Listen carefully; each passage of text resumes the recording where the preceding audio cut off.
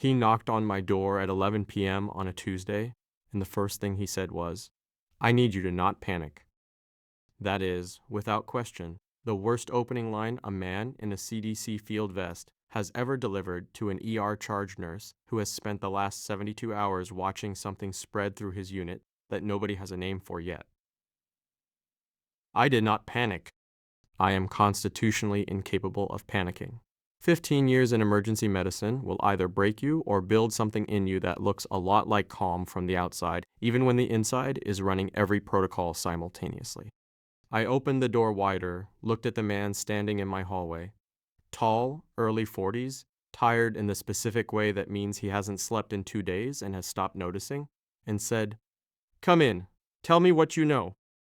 His name was Declan Marsh, CDC Epidemic Intelligence Service, deployed from Washington to Atlanta to manage what the internal briefings were carefully calling a cluster of respiratory presentations with unknown etiology, which is the federal government's way of saying, something is moving through people and we don't know what yet, and we need your hospital's cooperation, and we need it tonight.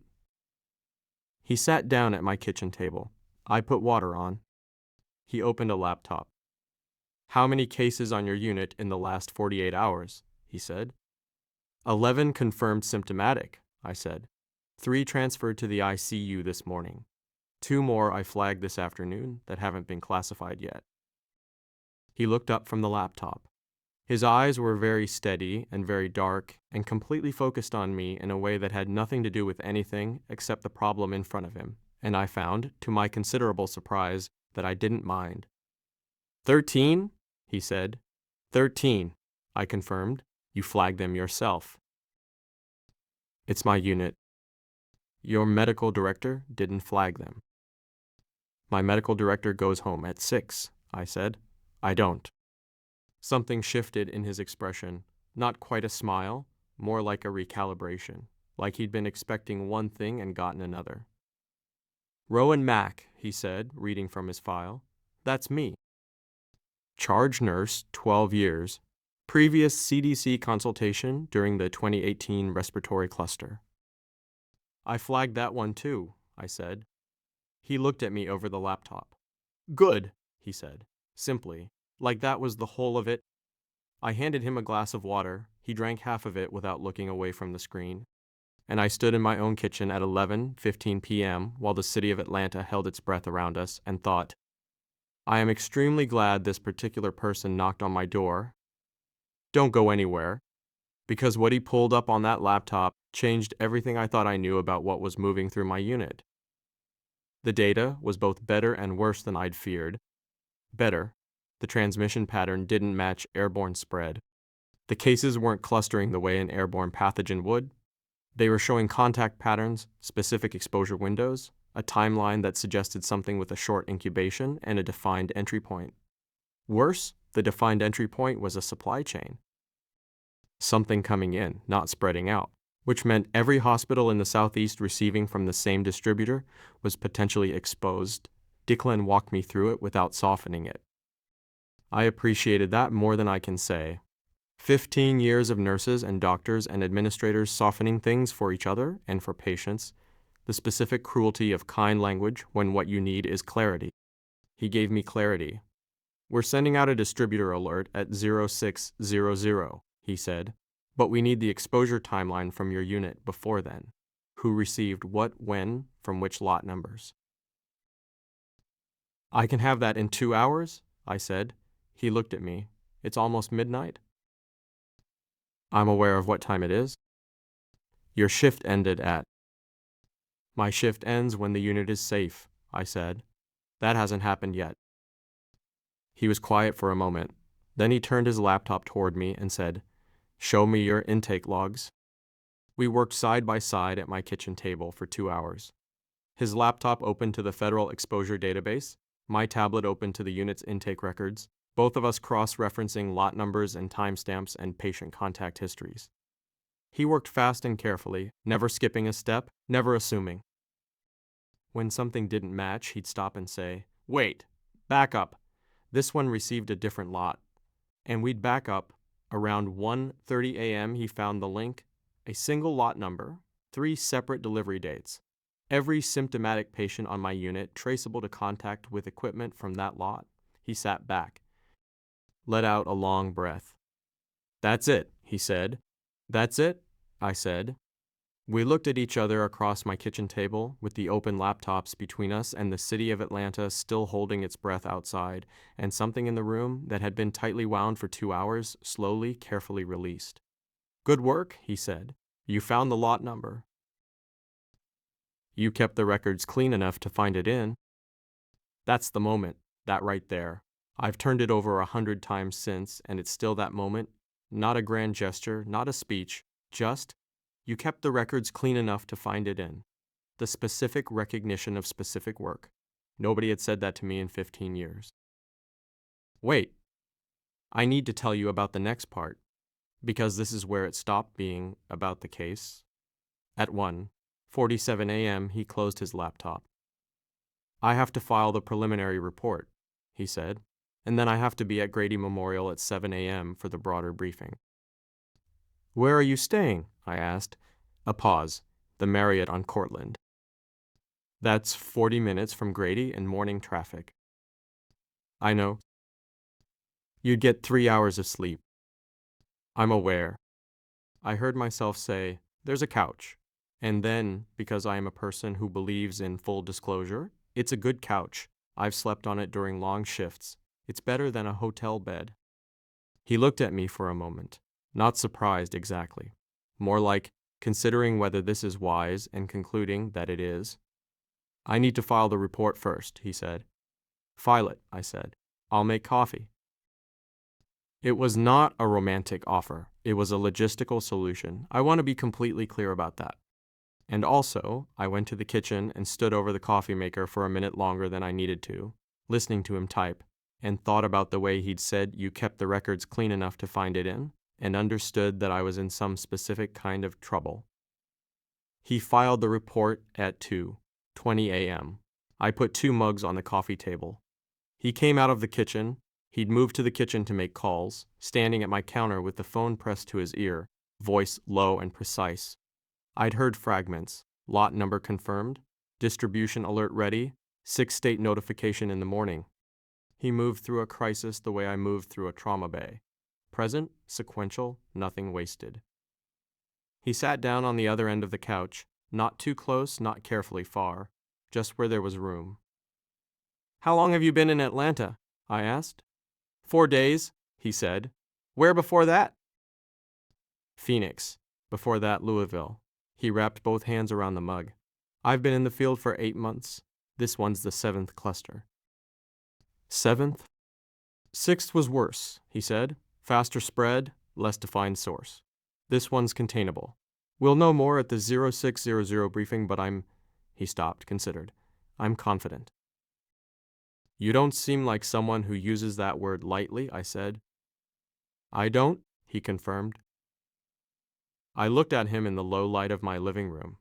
The specific exhaustion in him, the way he held himself like someone who had been running on protocol and purpose for 8 months and had stopped checking whether anything else was running underneath. When did you last sleep? I asked. Define sleep. More than 4 hours. A pause. Louisville. That was 2 cities ago. I know. I didn't say anything sympathetic. He didn't look like he wanted sympathy. What I said was, the couch pulls out. There's a blanket in the closet. I'm at the hospital at 7, but you can leave before that. I'll give you a key. He looked at me, something in his face, not softening exactly, but opening, like a system recognizing a signal. You do this for everyone, he said. No, I said. I do this for people who find the lot number at 1:30 in the morning in someone else's kitchen. He almost smiled, the corner of his mouth brief, real. Rowan, he said. Yeah. I'm going to remember this city differently than the others, he said. I understood what he meant. I understood it precisely and completely, and I chose not to say so directly, because some things are better held for a moment before they're named. Get some sleep, I said. You've got a briefing in 5 hours. I know. Declan. He looked up. The cluster is contained, I said. You can stop running it for tonight. Something shifted in him, not collapsed, not surrendered, but eased, like a pressure system finally releasing after days of holding. Here's the part I couldn't have predicted. Here's the part that changed the whole shape of the story. I didn't sleep. I told myself I was reviewing unit protocols, updating my own incident report, doing the administrative work that never ends. And I did those things. But I also sat in the kitchen with my tablet and listened to him breathe in the other room. Slow, finally, the rhythm of someone who had put down something heavy and thought about what it meant to do this work. Emergency nursing is proximity to crisis. You move in close and stay until it's stable, and then you step back and the next thing comes. You are not supposed to get attached to the crises. You are not supposed to notice the specific shape of a person's exhaustion, or the way they hold a coffee mug with both hands, or the word confident as an act of faith rather than certainty. I noticed all of it at 5:30 a.m. I heard him move. I was already dressed for the hospital. He came out of the living room with his field vest over one arm, laptop bag over the other, looking, not rested, but reset. The way people look when 3.5 hours was exactly what they needed. He stopped when he saw me at the kitchen table. "You didn't sleep," he said. "I slept," I said.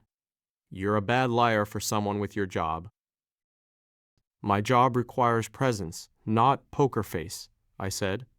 He put his bag down and came to the kitchen. I had coffee ready. He poured a cup without asking, which meant he'd decided we were past the point of asking, and I found I agreed.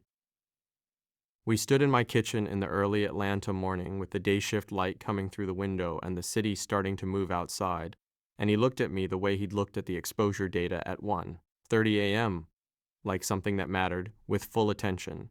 Nothing filtered out. "The briefing," he said. "You'll be on time," I said. "Grady's 12 minutes from here." "I know." He didn't move. I looked it up.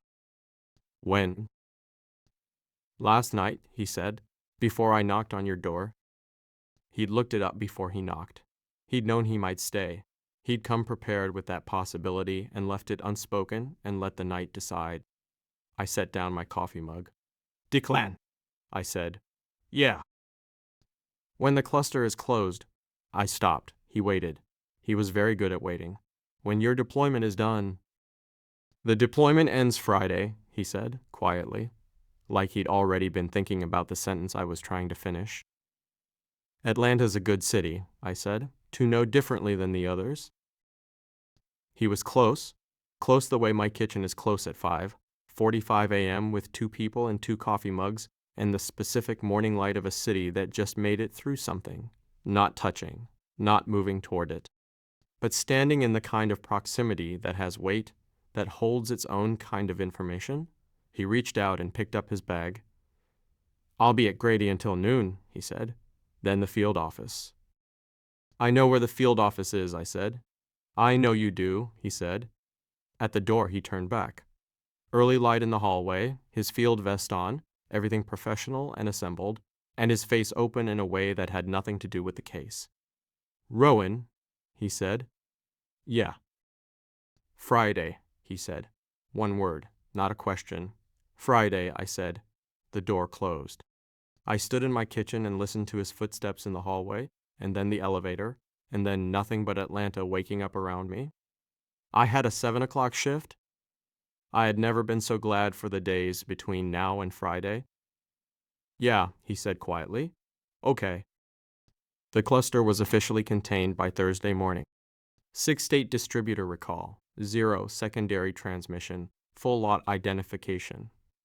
Declan Marsh submitted his field closure report at 4:17 p.m. on Thursday.